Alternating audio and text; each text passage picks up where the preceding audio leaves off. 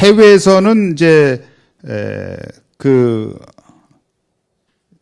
이제 월남 시장이 월남 전쟁이 끝나니까 어디 이제 갈 데가 없냐 하고 살피던 중에 괌에 지금도 미국의 말하자면 태평양 말하자면 서부 전선이 어디였냐면 과거에는 필리핀이었습니다.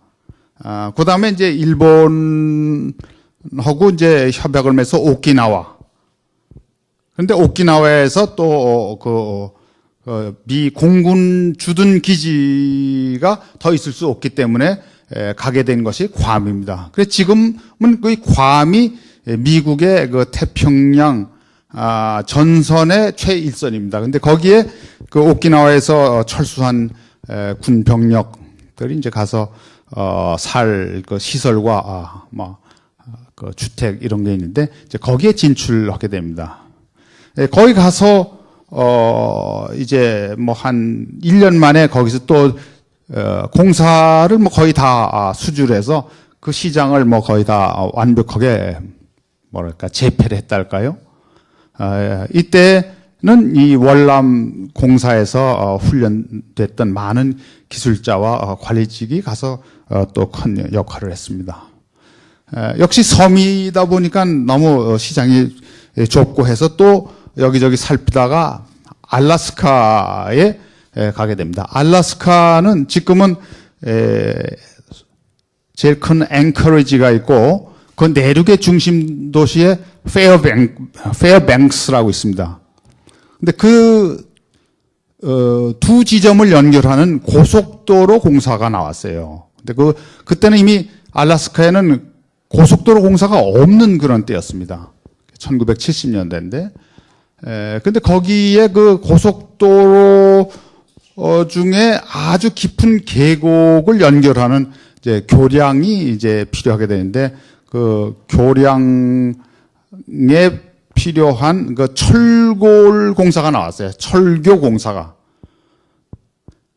그래서 이제 그때는 바이 아메리칸에서 미국 자재를 가지고 써야 되기 때문에 미국에서 자재를 사다가 우리가 직접 할 수가 없으니까 저쪽 조선공사가 그때 이제 철구조물을 이제 그 작업하는 그런 그 시설이 있기 때문에 인원과 그래서 거기에서 해가지고 또 배로 다 만들어진 철교를 이제 배로 수송해서 앵커리지에서 내려서 거기서 또 육상 추록을 해서 갖다 이제 설치하는 그런 공사입니다. 이때 당시 저는 샌프란시스코에서 구매를 하면서 그 괌에서 하는 건설 공사에 필요한 각종 기자재와 소모재를 이제 조달하고 있는데 어느 날 새벽에 그때 부사장이던 분이 전화를 와서 알래스카에 빨리 올라가라고 지점장이 사표를 냈으니까 네가 가서 대책 수습을 하라 이렇게 이제 그 지시를 받고 올라갔습니다. 가봤더니 그때가 9월인데 이미 눈이 와서 공사하던 사람이 그냥 길이 막힐까봐 첫눈이 오자마자 다 철수를 해가지고 공사를 못한 거예요. 그리고 이제 그때는 한국 노무자를 데려갈 수가 없기 때문에 현지 하청회사를 썼는데 그 하청회사가 자꾸 공사비를 미리 지급해달라고 요청을 몇 번 해서 이렇게 미리 주다 보니까 이제 어느 정도 돈을 더 주면 공사를 해야 될 텐데 잘 안 하고 해서 공사비 선지급을 이제 이렇게 중단을 하니까 공사를 안 하겠다고 그냥 자빠지는 거예요.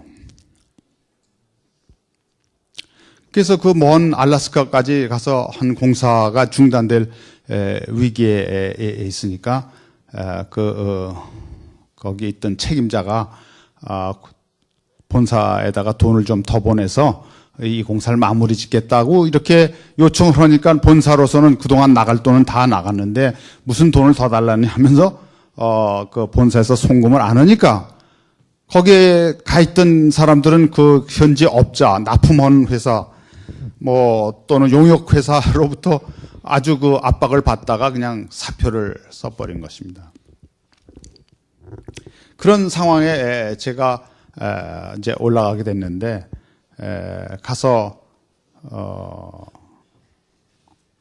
상황을 살펴보니까 그 회사는 이미 전부 해산이 되고 그 나라 법에 따라서 미지급된 각종 장비값이라든지 또 소묘제 물품 대금을 전부 원청사인 현대건설이 책임지게 돼 있어요.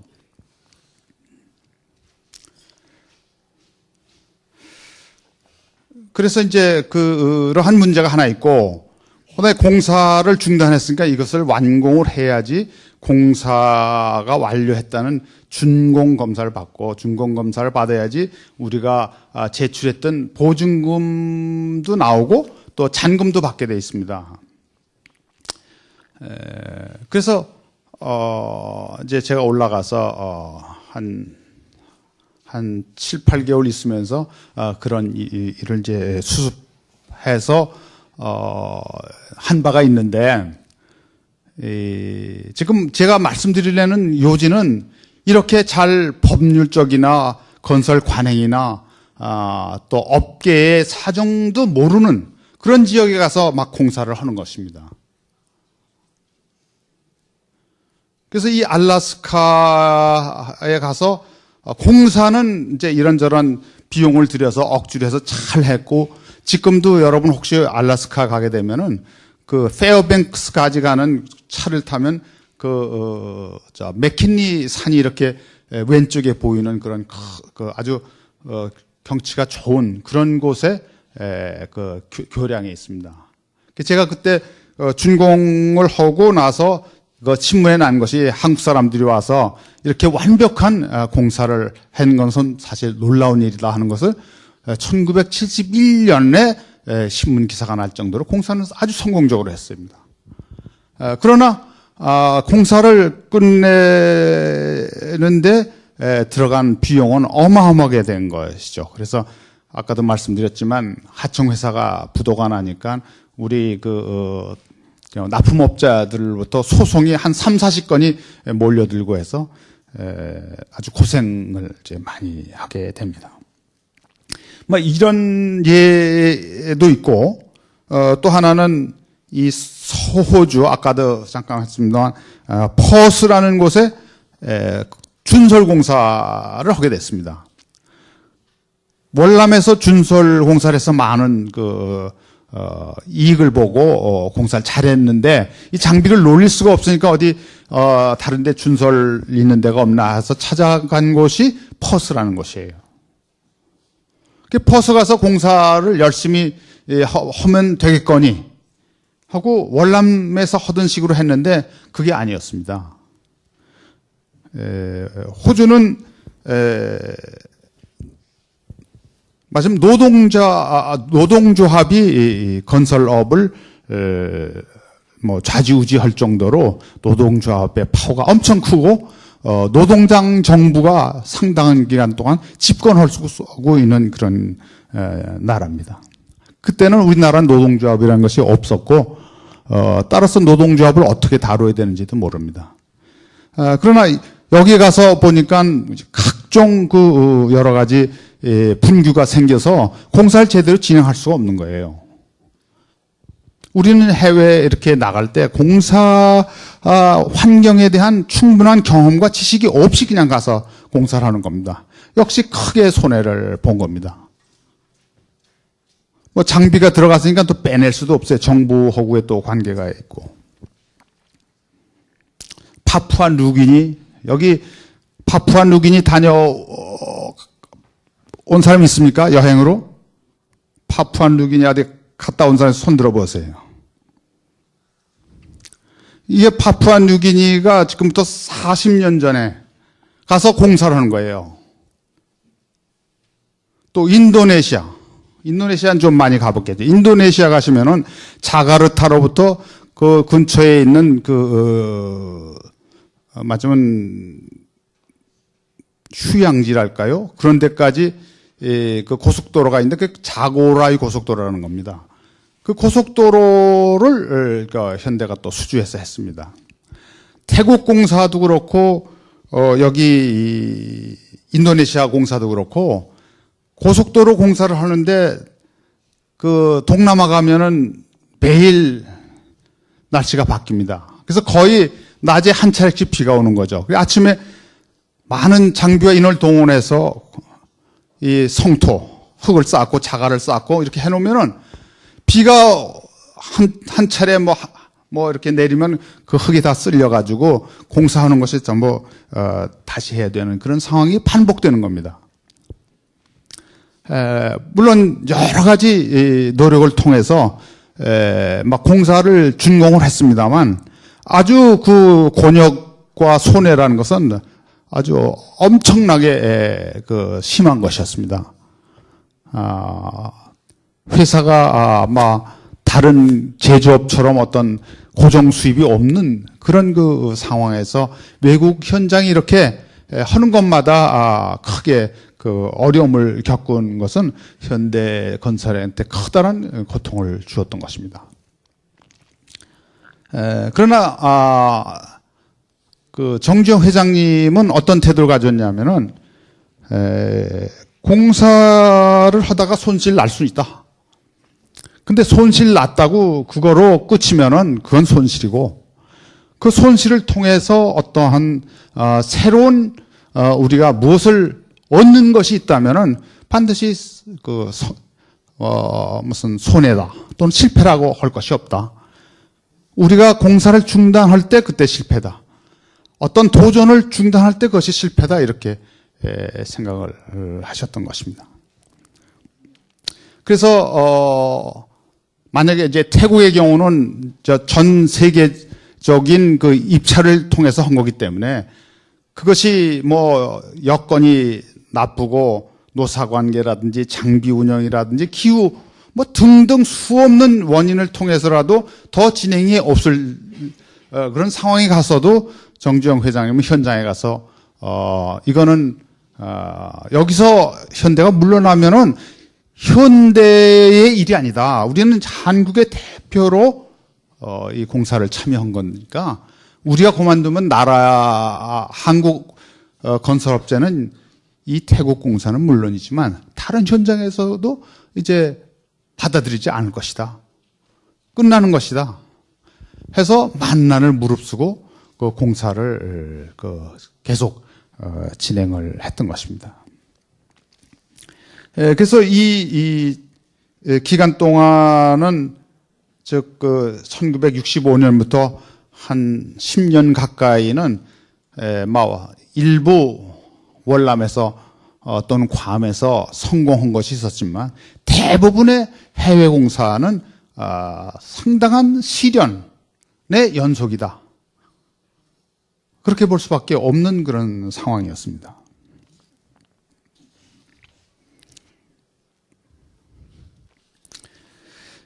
그리고 또 하나 이 공사의 위치가 다시 말씀드리자면 아주 오지 중에 오지고 또 규모로 봐도 별로 큰 것도 아니에요. 말하자면 알래스카 공사는 120만 불짜리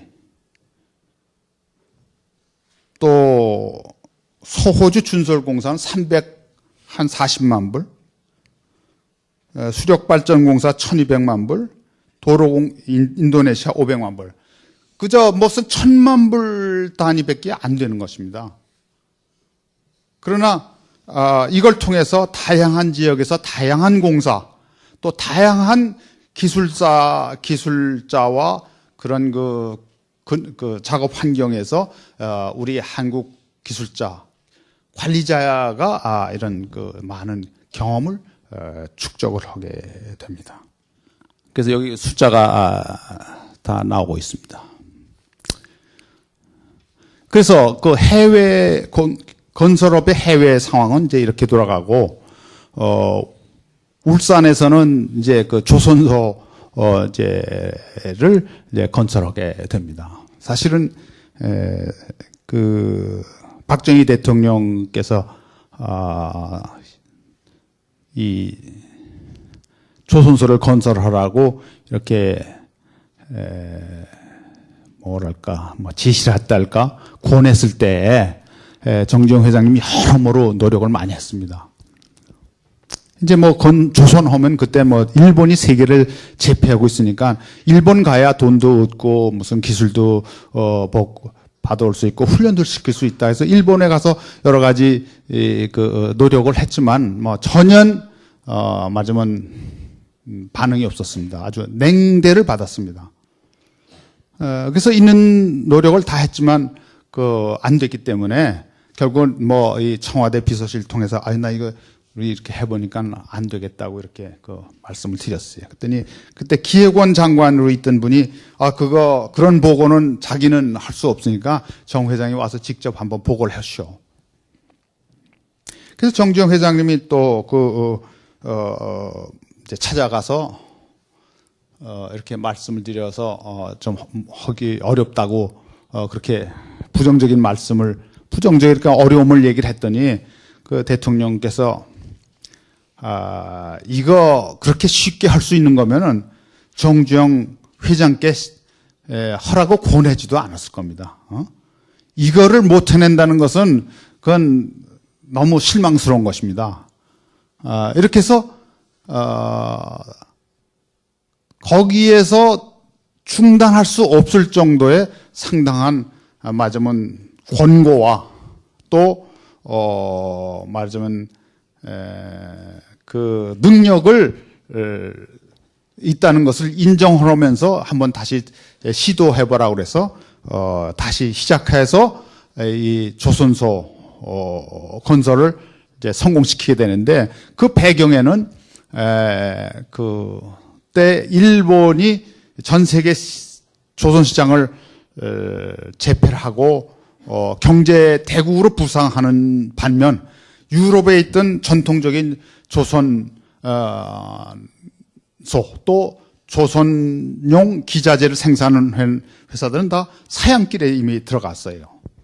그래서 유럽에 가서 여러 가지 교섭을 한 결과 유럽의 영국, 불란서, 독일, 스페인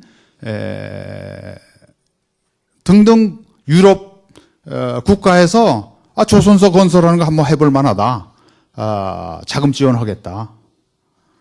하는 긍정적인 반응이 나와서 이제 적극적으로 추진을 해서 사실은 일본의 견제를 받았지만 그 유럽 측의 이 조선소 또는 기계산업계의 협조를 받아서 다행히 이 조선소를 하게 된 겁니다.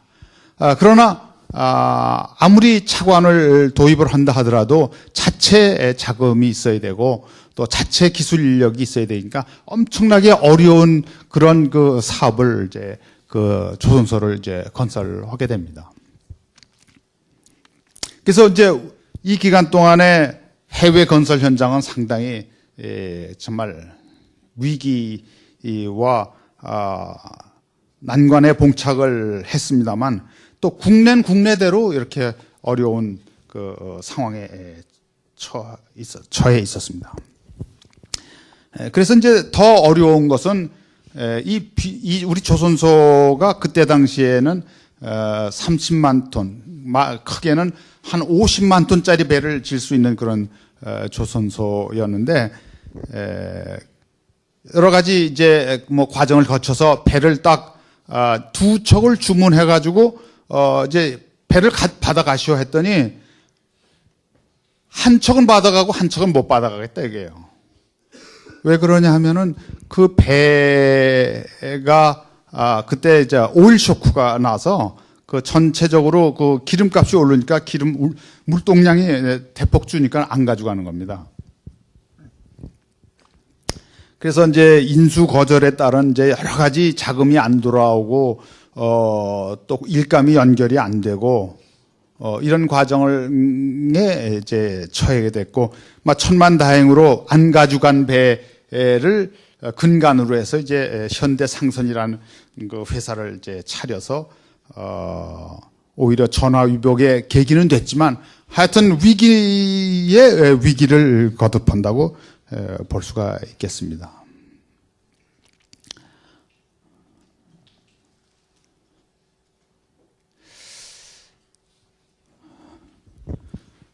그런 그 위기에도 이제 버티고 있다 보니까 그 아까 말씀드린 그 오일 쇼크 1973년도에 에집트의 그 시나이 반도에서 에집트와를 중심으로 한 아랍 국가와 이스라엘하고 이제 전쟁이 이제 붙게 된 거죠. 전쟁 결과 그 이스라엘의 승리로 끝나게 되고 아랍 국가에서는 이래서는 안 되겠다 해가지고 그 오일을 무기로 삼아서 오일 값을 그냥 3배, 4배씩 이렇게 올림으로 해서 전 세계의 그 오일 값을 올리게 되고 그 원자재 값도 동시에 오르면서 전 세계가 이제 경제적으로 어려움을 이제 겪게 되게 됩니다.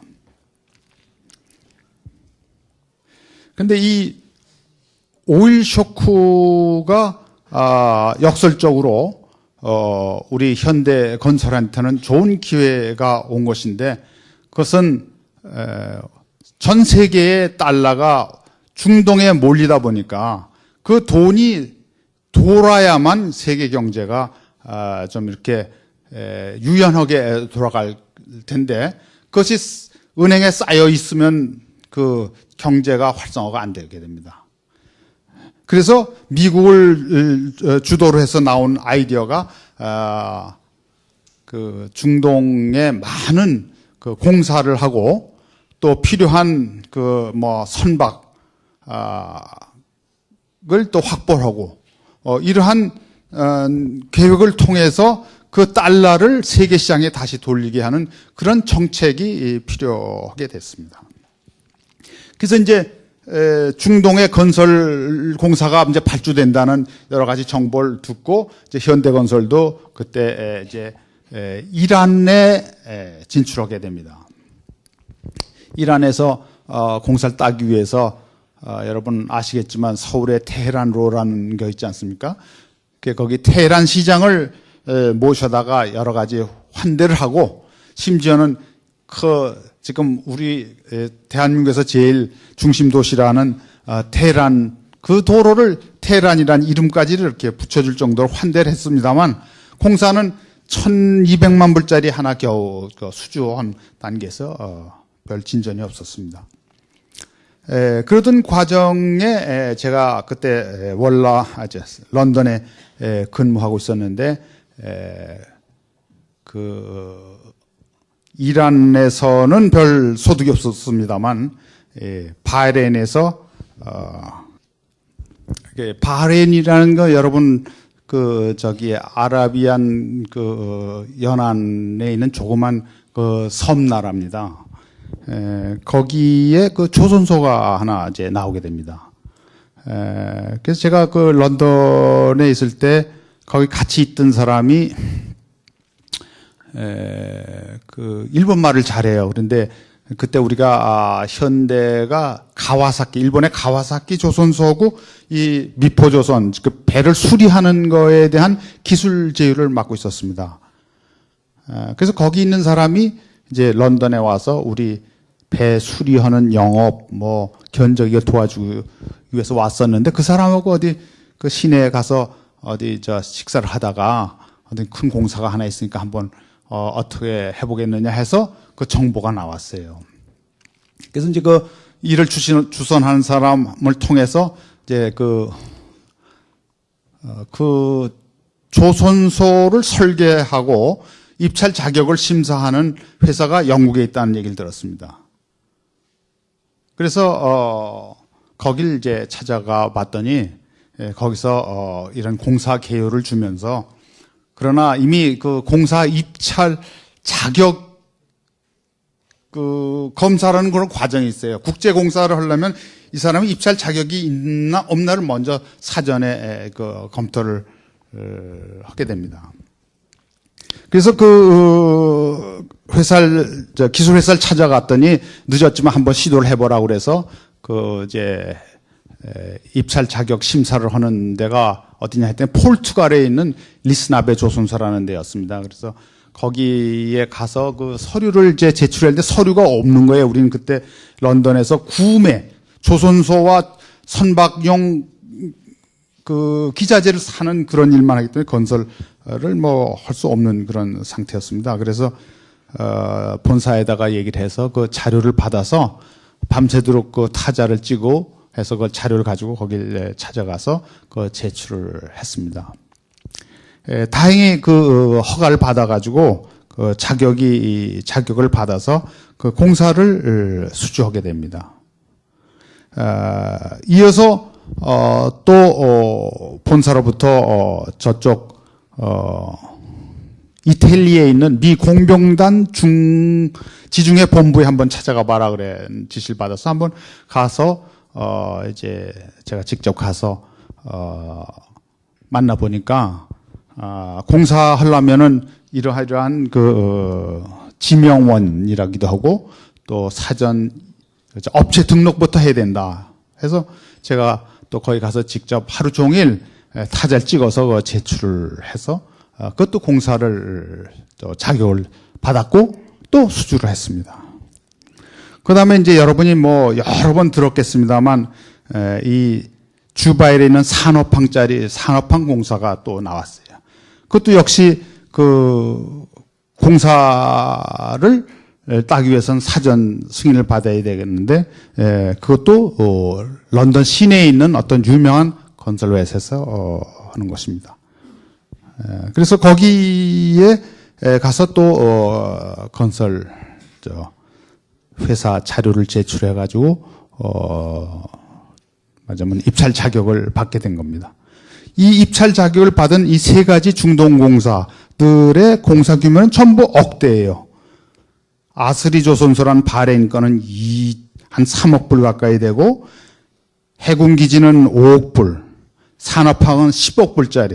그러니까 지금까지 뭐 1,000만 불 다니면은 아주 크다고 했는데 순식간에 10배짜리 억대 공사를 이제 수주를 하게 된 거죠. 뭐 글쎄 뭐 운동으로 말을 하지만은 그 만루 홈런이랄까. 그냥 한꺼번에 한 20억 불짜리 공사가 이제 터져 나오는 겁니다. 물론 그때 현대건설의 능력은 1년에 한 3억 내지 4억밖에 할 수 없는 그런 능력을 가졌는데 20억 불짜리 공사를 어떻게 수주를 하게 되는 거죠. 아주 불가사의한 상황이 됐지만 우리는 과거에 한국, 월남, 괌, 알래스카 등지에서 공사를 하면서 우리가 여러 가지 실적을 갖췄고 그것을 발주처로부터 알게 모르게 업계 인정을 받았기 때문에 이러한 그 기회가 왔다고 볼 수가 있겠습니다. 그래서 일단 현대건설은 중동에서 성공을 했고 선박의 경우는 탱커 시장이 말하자면 침체가 됐기 때문에 어떠한 형태의 선박도 이제 수주를 해서 일감을 채워야 되기 때문에 이제 그 여러 나라에 이제 배를 팔러 다니는 겁니다. 여기도 보시면 알겠지만 이제 그 스웨덴, 아랍연합회원, 핀란드, 나이지리아, 가나 이거 다 이상한 나라입니다. 선진국이 아니죠. 막 스웨덴에도 이건 뭐 어떤 그 유태계의 말하자면 투기적인 그런 선주인데 그래서 이 예를 들면 스웨덴의 로로선은 그 한 6,000톤짜리 배고 우리 조선선은 50만 톤짜리 배를 짓는 데예요. 그러니까 100분의 1짜리 맞으면 조그만 배를 짓는 수밖에 없는.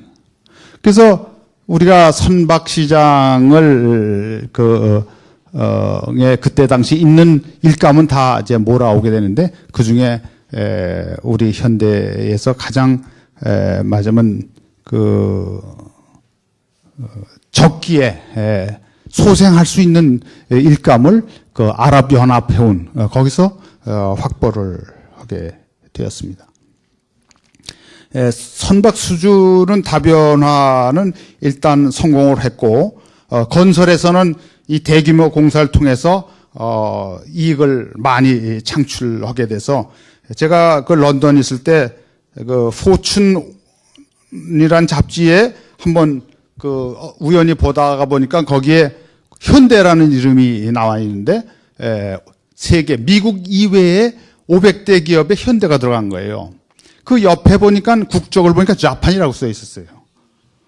그래서 그러니까 그건 뭘 의미하느냐 하면은 한국이라는 회사가 이런 큰 매출을 할 수 없다는 어떤 그 고정관념이 있는 거죠. 그 편집자 발행인으로서는.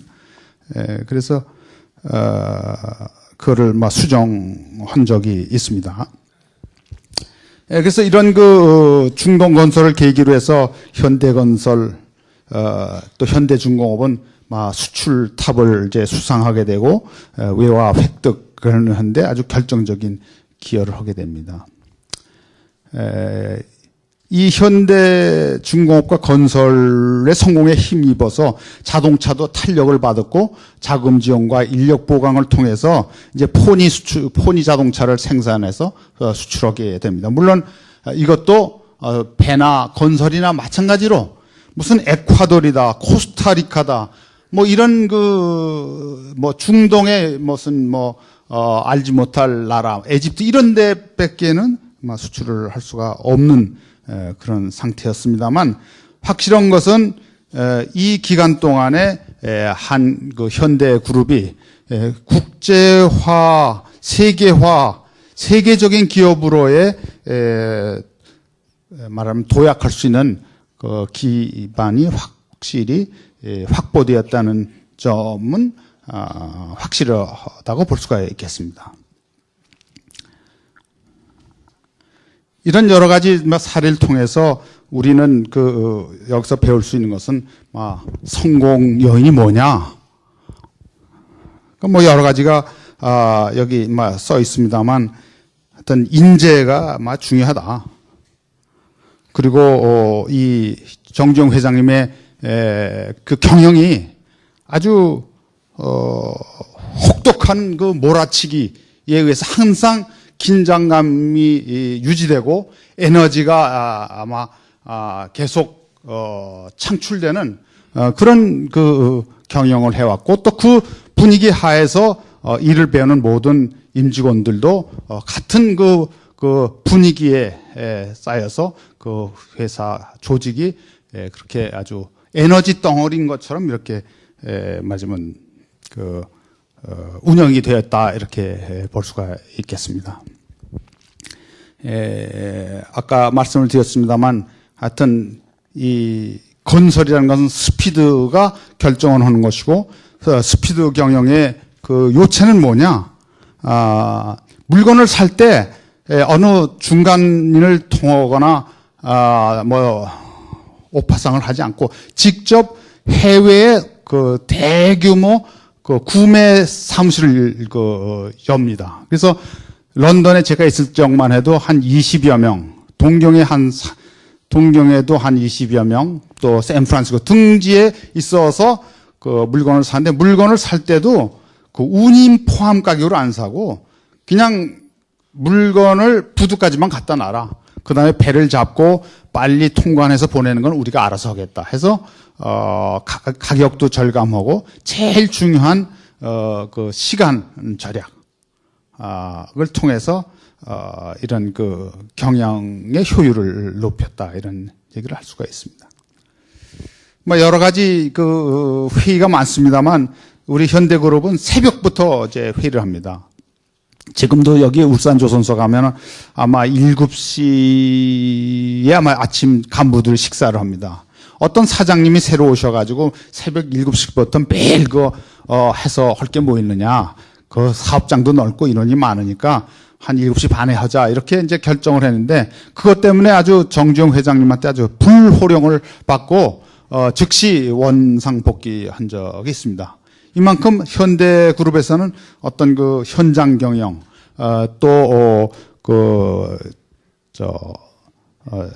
좀 일찍 시작을 하고 시간을 버는, 그래서 소통을 통해서 경영진의 또는 사주의 의지가 즉시 전 조직에 확산되도록 하는데 노력을 했다고 볼 수가 있습니다.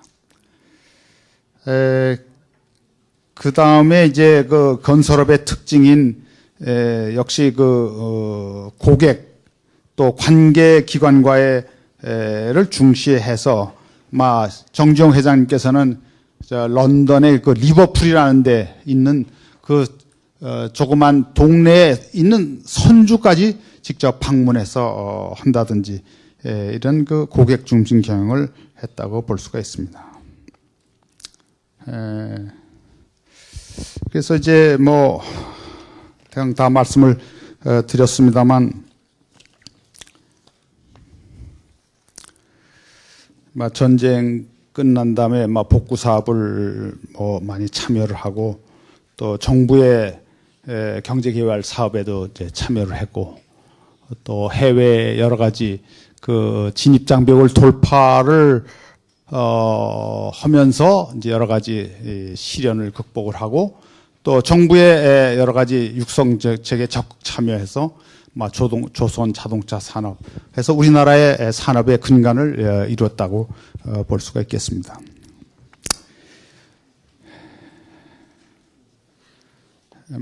결론적으로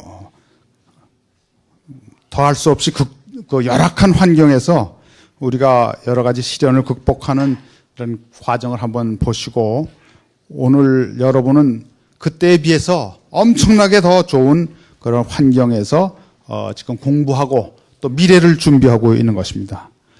우리 이 나라가 우리 또 현대를 비롯한 산업계에서 이루어온 여러 가지 성과를 보고 어떤 그 자신감을 갖고 이제는 전혀 막힘이 없는 전 세계를 상대로 활동하는 그런 큰 꿈을 갖는 여러분이 되기를 바랍니다. 참고 여러분이 이제 제가 한 강의가 이렇게 시간 제약 때문에 충분히 못했습니다만 제가 그 참고하길 권하는 것은 현대 그룹 50년사라는 것이 있습니다. 이 두터운 한 800페이지짜리 두 권이고 그다음에 현대 중공업사가 또 있고 또 제가 쓴 또 책이 하나 있습니다. 제가 예를 든 것에 자세한 내용이 있고 여기 길이 없으면 길을 뚫어라 하는 것은 현대 종합상사에 근무하는 해외 근무하던 사람이 자기 체험을 모아서 쓴 것이 있습니다. 그리고 끝으로 꼭 권하고 싶은 것은 정주영 회장님이 직접 구술해서 쓴 책인데 이 땅에 태어나서라는 책을 한번 권하고 싶습니다. 거기 보시면 아주 실감 있게 사실에 입각해서 여러 가지 데이터를 포함해서 기록해 놓은 것입니다. 여러분 장시간 경청해 주셔서 감사합니다.